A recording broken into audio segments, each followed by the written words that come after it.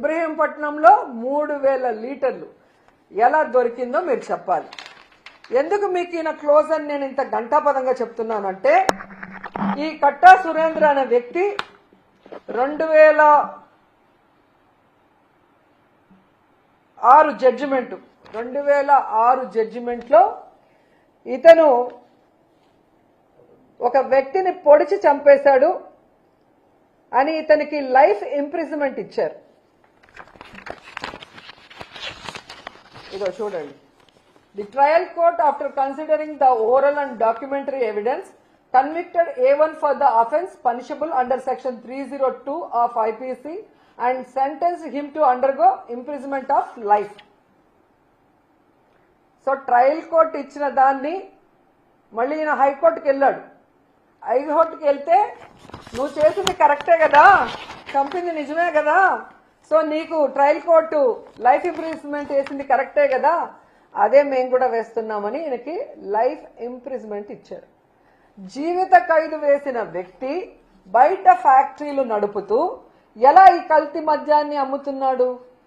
ఈ విషయం ప్రజలు గమనించాలి. ఎందుకంటే చంద్రబాబు నాయుడు 2014లో అధికారంలోకి వచ్చాక తాను అధికారంలో ఉన్న ఈ 2014 నుంచి 19 మధ్యలో ఆయనకి క్షమాభిక్ష పెట్టించి లోపల నుంచి బయటికి వచ్చేలాగా చేశాడు. మరి ఎంత ప్రేమ ఉంటే, వీళ్ళ మధ్యలో ఎంత బాండింగ్ ఉంటే ఆయన్ని బయటకు తీసుకొస్తాడు? ఒక జీవిత ఖైదీని, ఒక మనిషి ప్రాణాన్ని నిలువునా తీసిన వ్యక్తిని బయటకు తీసుకొచ్చాడు అంటే చంద్రబాబు నాయుడు లోకేష్కి ఈయన ఎంత క్లోజో మనం అర్థం చేసుకోవాలి. అంటే క్రిమినల్స్ కి చంద్రబాబు నాయుడు ఆశ్రయం ఇచ్చి బయటకు తెచ్చి వాళ్ళు చేసే ఎదవ పనులకి వీళ్ళని ఇన్ఛార్జీలుగా పెట్టి ఈ కలెక్షన్లని ఇప్పుడు కరకట్టుకు పంపిస్తున్నాడా, హైదరాబాద్ లో చంద్రభవనానికి పంపిస్తున్నాడా, సిబిఐ నిర్ణయించాలని మేము కోరుకుంటున్నాం.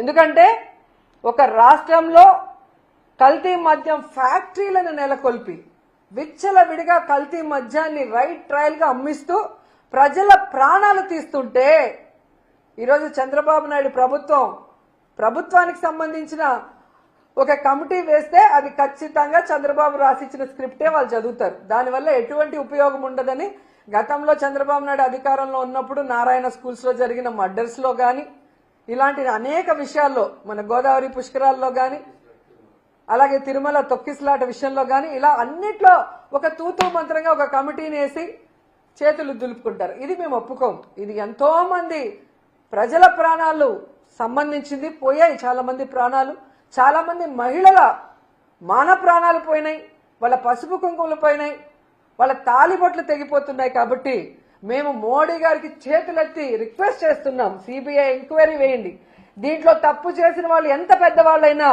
వాళ్ళని శిక్షించండి అని కూడా ఈ సందర్భంగా తెలియజేసుకుంటున్నాం. ఎందుకంటే ఇంత దౌర్భాగ్యపు పని చేసి ఆడవాళ్ల మాన ప్రాణాలు పసుపు కుంకుమలను పన్నంగా పెట్టి ఈరోజు తమ ముడుపుల కోసం ఈ కల్తీ మద్యాన్ని ప్రవహింప చేస్తున్న చంద్రబాబు నాయుడు, లోకేష్ అండ్ మినిస్టర్ కొల్లు రవీంద్ర గారు. ఎందుకంటే ఈ కొల్లు రవీంద్ర గురించి మనం చెప్పుకోవాలి. ఈయన మైన్స్ కి వైన్స్ కి రెండింటికి మినిస్టర్ గా ఉన్నాడు. ఈయన సిగ్గు లేకుండా మాట్లాడతాడు. ఇంత ప్రూఫ్స్ తో కూడా దొరికితే చంద్రబాబు నాయుడు ఏమో వైఎస్ఆర్సీపీ వాళ్ళతో ఎక్కడ సౌత్ ఆఫ్రికాలో బిజినెస్ చేస్తున్నారని ఒక డైవర్షన్ కట్టుకథ చెప్తుంటే, ఈ కొల్లు రవీంద్ర చెప్తాడు ఈ కల్తీ మద్యం తయారు చేసింది మేం కాదు, వైఎస్ఆర్సీపీకి చెందిన వాళ్ళు అని.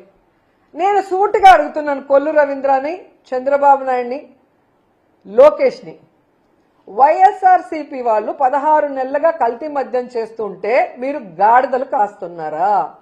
మీ ప్రభుత్వం నిద్రపోతుందా అని నేను అడుగుతున్నా. అండ్ ఈరోజు కొల్లు రవీంద్ర గారి కళ్ళు కాకులు ఎత్తుకుపోయినట్టున్నాయి.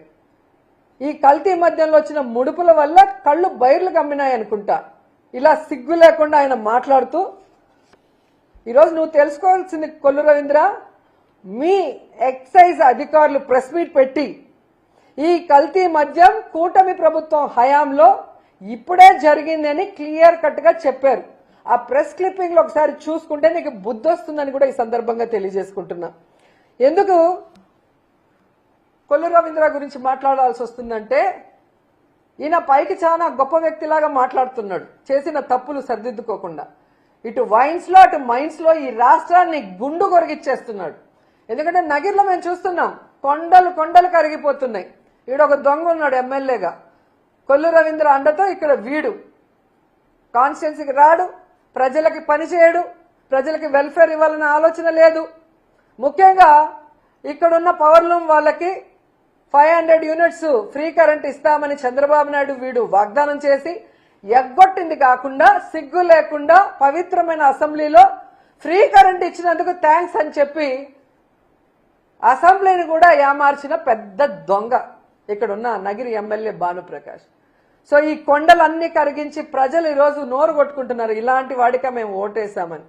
ఇలా ప్రతి నియోజకవర్గంలో మట్టి దోచుకోవటం, కొండల్ని కొరిగేయటం, కల్తీ మద్యాన్ని బెల్ట్ షాపుల ద్వారా విచ్చలవిడిగా అమ్మించి ప్రజల ఆరోగ్యంతో, మహిళల మాన ప్రాణాలతో, పసుపు కుంకుమలతో చెలగాట మారుతున్నందువల్ల ఇతని మీద ఖచ్చితంగా కేసు పెట్టాలి.